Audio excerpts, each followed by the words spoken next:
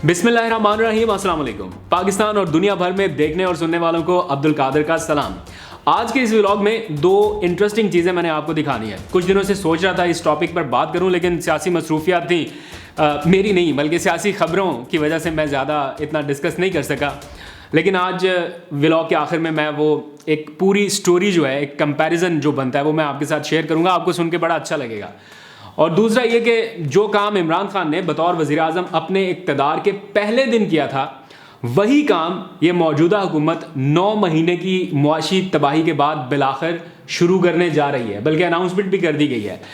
लेकिन उसमें एक छोटी सी गड़बड़ होगी। पहले कहते थे ना कि इमरान खान ये काम क्यों कर रहा है, इससे क्या फ़ायदा होगा। अब वही फ़ायदा लेने के लिए तकरीबन वही काम ये मौजूदा हुकूमत भी करने जा रही है। लेकिन गड़बड़ क्या है वो भी कुछ देर में बताऊँगा। और तीसरा ये कि ये जिस लड़की की तस्वीर आप इस वक्त स्क्रीन पर देख रहे हैं, जिसके सर पर इमरान खान साहब ने शफकत से हाथ रखा है, ये लड़की या ये खातून कौन है? आप में से कुछ लोगों को तो इनके बारे में पता होगा, लेकिन बहुत सारे लोग नहीं जानते। पंजाब असम्बली जिस रात तहलील हुई, उसके बाद इमरान खान से इनकी मुलाकात हुई। कुछ दिलचस्प फैक्ट्स, कुछ दिलचस्प तफसीलात और इमरान खान से इनकी मुलाकात की जो ख़ास तौर पर कहानी है वो आपके साथ शेयर करूंगा, क्योंकि बड़ा ज़रूरी है कि इस मामले को भी डिस्कस किया जाए।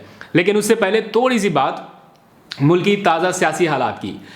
इन हालात में जो इनलैंड पाकिस्तानी है वो तो अपने मुल्क के लिए फ़िक्रमंद हैं ही, लेकिन जितना बेचैन या परेशान मैंने ओवरसीज़ पाकिस्तानियों को देखा है वो नाकाबिले बयान है। मेरा चूँकि राब्ता भी रहता है ओवरसीज़ पाकिस्तानियों से, और इस व्लॉग के थ्रू भी आप लोगों का फीडबैक, और फिर लोग कांटेक्ट करने का कोई ना कोई ज़रिया ढूंढ लेते हैं। फिर जब उनसे इंटरेक्ट होता है तो पता चलता है। पहले नहीं आइडिया होता था कि 7 समंदर पार पाकिस्तानी बैठा क्या सोच रहा है। हम यहाँ पे बैठे हुए लोगों को लगता था कि बस बाहर गए हैं, नोट कमा रहे हैं, डॉलर कमा रहे हैं और बड़े मज़े में हैं। लेकिन जो रियलिटी है वो बिल्कुल इससे डिफरेंट है। उनके साथ इंटरेक्ट करके, उनसे बातचीत करके मालूम होता है कि वो पाकिस्तान के लिए कितना फ़िक्रमंद है। यहाँ रहने वाला पाकिस्तानी और जो बाहर मौजूद है, ये सब के सब देख रहे हैं कि इस वक्त मुल्क में हो क्या रहा है, लेकिन किसी का बस नहीं चल रहा कि कैसे इन हालात को पहले से बेहतर कर सकें, या पहले जैसा कर सकें, या कुछ अच्छा कर सकें। दियारे गैर में बैठे तकरीबन 90 लाख से ज़ायद पाकिस्तानी हैं जिनकी वतन से मोहब्बत मिसाली है। कहीं पर पाकिस्तान का लफ्ज़ भी लिखा हुआ नज़र आ जाए तो उनका ऐसा लगता है जैसे दिन बन गया हो। इसका अंदाज़ा आप इस तस्वीर से भी कर सकते हैं। ये भी मुझे ओवरसीज़ पाकिस्तानी की तरफ से ही मिली। तो ये आप तस्वीर देखें जहाँ पर लिखा हुआ है पाकिस्तान को सर्कल करके, मतलब कोई चीज़ खरीदी होगी उसके ऊपर कहीं पे लिखा है मेड इन पाकिस्तान या पाकिस्तान का प्रोडक्ट है, जो भी है। तो वो इसी से खुश हैं कि सिर्फ ये लफ्ज़ उनके दिल की कैफियत बयान करने के लिए काफ़ी है। और जिनकी आंखें सिर्फ पाकिस्तान का लफ्ज़ देखकर ही खुशी से नम हो जाती हैं, वो इन मुआशी हालात में या ये पाकिस्तान के जो हालात हैं इसमें किस कदर परेशान होंगे, इसका अंदाज़ा लगाना बिल्कुल भी मुश्किल नहीं है। और मुझे बिल्कुल यकीन है कि मेरे ओवरसीज़ व्यूअर्स जो हैं वो अभी इस वक्त ये व्लॉग देखते हुए भी कुछ ना कुछ ऐसा ही महसूस कर रहे होंगे, यकीनी तौर पर। खैर, पाकिस्तान और दियारे गैर में बसने वाले हर शख्स की ख्वाहिश तो है कि हालात यहाँ पे बेहतर हो जाएँ, कुछ मामलात लोगों की अनाओं से पीछे हट जाएँ। लेकिन लोगों की अनाएँ जो हैं वो उनके कद से, और कभी कभी तो ऐसा लगता है खुदा ना खास्ता कि पाकिस्तान के वकार से भी ऊंची होती दिखाई दे रही हैं, कि कोई पीछे हटने के लिए तैयार नहीं है कि कहीं मामलात अपने हाथ से ना निकल जाएं। और जो पाकिस्तान के हालात हैं वो हाथ से रेत की तरह निकल रहे हैं, उसकी कम लोगों को परवाह है।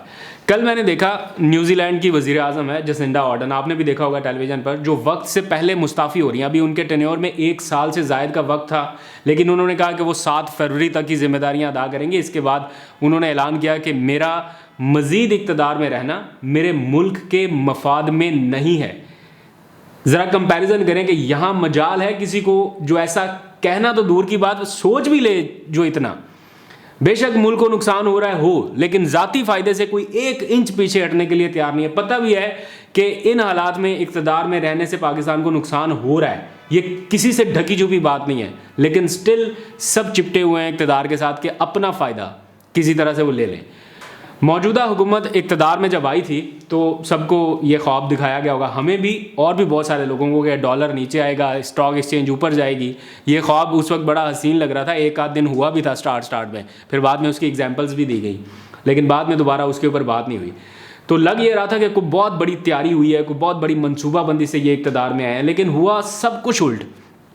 अब मैं वो लकीर नहीं पीटूंगा कि क्या हुआ 9 महीने में, फ़ायदा नहीं है, मैं उसकी तफसील में नहीं जाता, आप सब लोगों को पता है जो कुछ भी हो रहा है। लेकिन बाय द एंड जो काम इमरान खान ने बतौर वज़ीर आज़म अपने इक़्तिदार के पहले दिन किया था, वही काम ये हुकूमत 9 महीने की मुआशी तबाही के बाद शुरू कर रही है।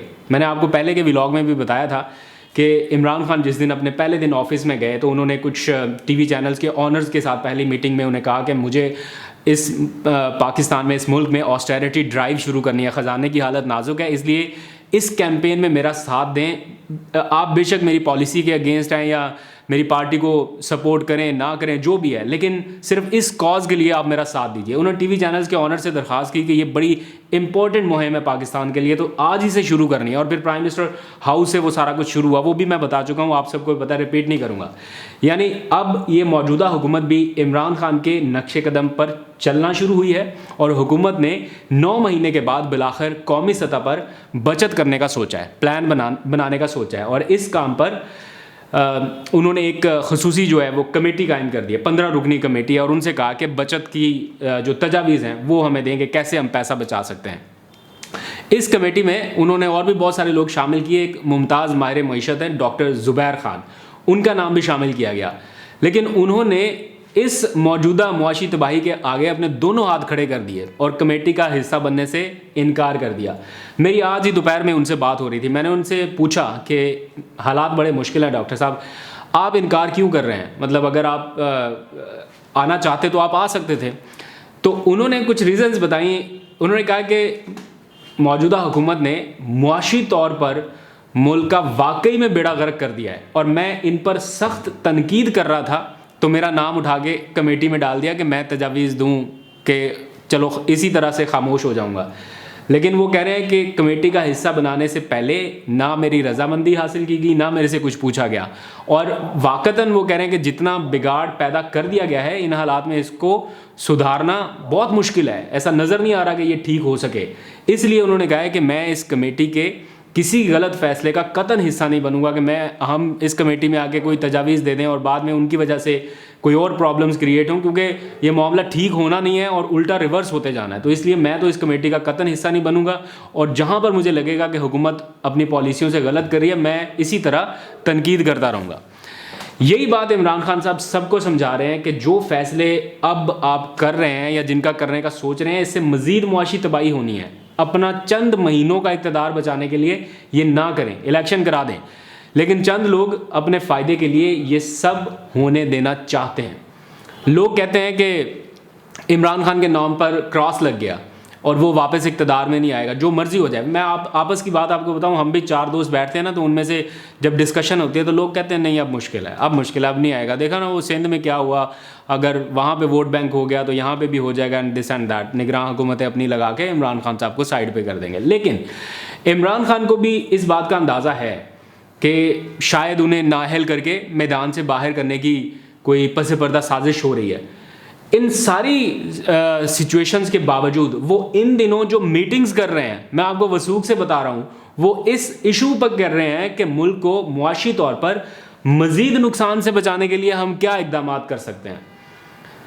वो शौकत तरीन को बुला रहे हैं, वो अपनी मुआशी टीम को बुला रहे हैं, उनसे रोज़ाना की बुनियाद पर इनपुट ले रहे हैं। बल्कि शौकत तरीन की तो उन्होंने ख़ास हिदायत उन्हें जारी की हैं कि इस बारे में उन्हें प्रॉपर वर्किंग पेपर बना के दे। तो इमरान खान साहब मईशत पर इस कदर आगे चले गए हैं कि वो सोच रहे हैं कि हम वापस आएंगे इक़्तिदार में तो आके ये जो बिगाड़ है इसको किस तरह से ठीक करना है। तो ये लेवल है उनकी कमिटमेंट का। खैर आगे बढ़ते हैं। मैंने आगाज़ में आपको कहा था कि एक दिलचस्प कहानी आपके साथ शेयर करनी है। तो इस खातून को क्या आप जानते हैं? मेरा ख्याल है जो पीटीआई के डाई हार्ड वर्कर हैं या लोग हैं वो शायद इन्हें जानते पहचानते होंगे, लेकिन आमतौर पर लोग शायद इनसे ज़्यादा वाकिफ़ नहीं हैं।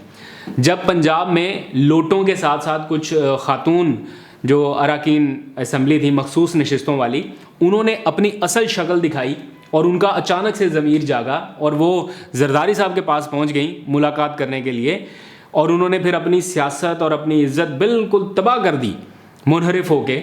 तो उस वक्त ये खातून बतूल जंजुआ इनका नाम है, इसको मखसूस नशिस्त पर रुकने असम्बली बनाया गया उनके बदले में। यानी वो खातून जो मुनहरिफ हो गई थी पीटीआई की चली गई, उनकी जगह पे फिर इन्हें मौका दिया गया और इन्हें रुकने असम्बली बना दिया गया पंजाब का, और गालबन ये कम उम्र तरीन रुकने असम्बली थी। ISF का ये हिस्सा थी काफ़ी अर्सा पहले से, और पॉलिटिक्स में ये थी, लेकिन बहुत ज़्यादा मैंने इन्हें मुतहर्रिक इस तरह से नहीं देखा था। लेकिन मेरे इल्म में भी बाद में ये बात आई कि ये 23 साल की उम्र में, सिर्फ 23 ईयर्स में ये PTI की सेंट्रल एग्जीक्यूटिव कमेटी की मेंबर बनी। मैं ये क्यों बता रहा हूँ, इंटरेस्टिंग स्टोरी आगे इमरान खान से जब इनकी मुलाकात हुई उस बारे में। लेकिन 23 साल की उम्र में ये PTI की सेंट्रल एग्जीक्यूटिव कमेटी की मेंबर बनी, जहाँ पर बड़े बड़े लोग बैठ के इमरान खान को तजावीज़ देते हैं, मशवरे देते हैं। फिर इमरान खान साहब जब वज़ीर आज़म बने तो ये उनकी मीडिया स्ट्रेटजी का हिस्सा रही, और फिर ये PTI की डिप्टी इंफॉर्मेशन सेक्रेटरी भी बनी है। और हाल ही में इनकी शादी भी हुई, और जिस दिन पंजाब असम्बली में वोटिंग होना थी तो कुछ हेल्थ इश्यूज़ की वजह से ये नहीं पहुंच सकती थी या नहीं आ सकती थी, इनके लिए मुश्किल था। लेकिन इसके बावजूद जब ये असम्बली में पहुंची और फिर वो सारा वोटिंग का अमल मुकम्मल हुआ, एंड वो जो 186 का फिगर था, आपने देखा कुछ ख़वातीन अरकान असम्बली लहरा रही थी कि हमारे नंबर पूरे हो गए, तो ये भी उनमें शामिल थी। एतमाद का वोट कामयाब हुआ, तो इमरान खान साहब ने इन्हें ज़मान पार्क बुलाया मुलाकात के लिए, और इस मुलाकात में इनको अप्रिशिएट भी किया, सर पे हाथ रखा, और ये कहा कि मुझे पता था कि ISF के लोग मुझे मायूस नहीं करेंगे। खैर ISF के तो बाकी सारे और भी लोग हैं, लेकिन मैं सिर्फ इस बात पे कंपैरिजन करना चाहता हूँ कि एक और ख़ातून भी थी जिनकी मैं तस्वीर भी नहीं दिखाना चाहता, मतलब मैं उनको साथ बैठे देखकर, इमरान खान की तारीफ़ें करते देखकर, और फिर मैंने उन्हें जरदारी साहब के पास जाते देखा है, इतना बदलते हुए देखा है। और दूसरी तरफ एक बहुत यंग पार्लियामेंटेरियन जो खड़ी रही आखिर तक, और फिर इमरान खान ने बुला के सर पे हाथ रखा। मतलब इज़्ज़त में किसकी इजाफा हुआ, नाम में किसका इजाफा हुआ। हो सकता है किसी को कुछ 4 पैसे मिल गए हों, लेकिन एट दी एंड क्या पैसा सब कुछ है, या इस तरह की इज़्ज़त लोग कमाना चाहेंगे। तो मेरा ख्याल है कि इन्हें दोबारा भी मौका मिलना चाहिए, ऐसे लोगों को, ऐसे यंग ब्लड्स को आगे आना चाहिए जो अपनी हर तरह से अपनी कमिटमेंट जो है वो पूरी भी कर सकते हैं, और अपने जो पार्टी की लीडरशिप है उसके साथ कम से कम इस क्रूशल टाइम पे उन्हें डिच नहीं करते। इस तरह के यंग लॉर्ड्स को आगे लेके आना चाहिए, और मेरा ख्याल है इमरान खान साहब इस बार कंसीडर करेंगे इस ऑप्शन को। आखिर में थोड़ी सी बात कराची के मेयर और पंजाब के जो निगरान वज़ीर आला का मामला है जो अभी तक लटका हुआ है उसके ऊपर थोड़ी सी, बिकॉज निगरान वज़ीर आला का मामला इलेक्शन कमीशन में चला गया, उनकी कोर्ट में है, और तकरीबन सबको अंदाज़ा है कि मुमकिन फ़ैसला क्या हो सकता है। तहरीक इंसाफ के जो दिए गए नाम थे उनके मुकाबले में जो नून लीग ने नाम दिए वो इंतहाई मुतनाज़ भी हैं, और उनकी भरपूर किस्म की सियासी वाबस्तगी भी है जो किसी से ढकी छुपी नहीं है। मतलब जो शख्स वो वज़ीर आला बनाना चाहते हैं, जिसकी बनाने की कोशिश हो रही है, वो कभी आसिफ जरदारी के आगे आपको गर्दन झुकाए नज़र आएगा, कभी वो लंदन के एवनफील्ड अपार्टमेंट्स में नवाज शरीफ के पीछे आपको नज़र आएगा। तो जो शख्स इस लेवल तक सियासी असर और रसूख में घिरा हो, क्या वो गैर जानिबदार हो सकता है?